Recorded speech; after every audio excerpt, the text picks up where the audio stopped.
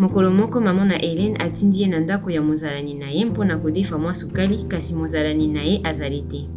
Na esika ya kosala bongo ezali na mobali moko kuna oyo Hélène ayebi ye te, oyo ayebisi ye ke azali mwana ya mozalani na ye. Ayebisaki Hélène ete akopesa ye sukali yango mpe abengisi ye akota mpo azela. Ndenge mobali yango azali kotala Hélène esalaki ye ete ayoka malamu te. Na ntima apusani penepene na ye mpe asimbaki mokongo na ye.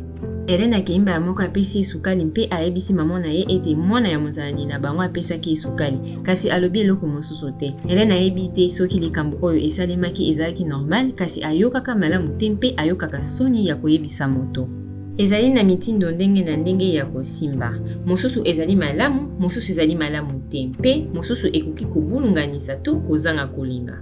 Atako Hélène azali koyoka soni mpona likambo oyo esalemaki, Hélène akoki kaka koyebisa mama na ye ete azalaki koyoka malamu te. To soki Hélène azali koyoka malamu te koyebisa mama na ye, boye akoki koyebisa mokolo mosusu oyo atielaka motema lokola molakisi to yaya mwasi to mosali ya makambo ya bato likambo oyo esalemaki. Koyoka kobanga to koyoka nsoni mpona koyebisa mokolo likambo moko oyo ezali malamu te ezali likambo ya malamu. Nabondeli yo kobosana te, mutu mosusu kosala yo omiyoka malamu eza ata moke te foti na yo. Okoki ntango nyonso kosolola na moto oyo otielaka motema to kozwa lisalisi oyo ezali mpona kozwa sango mingi mpe na lisalisi koluka ba eyano na mwa makambo oyo.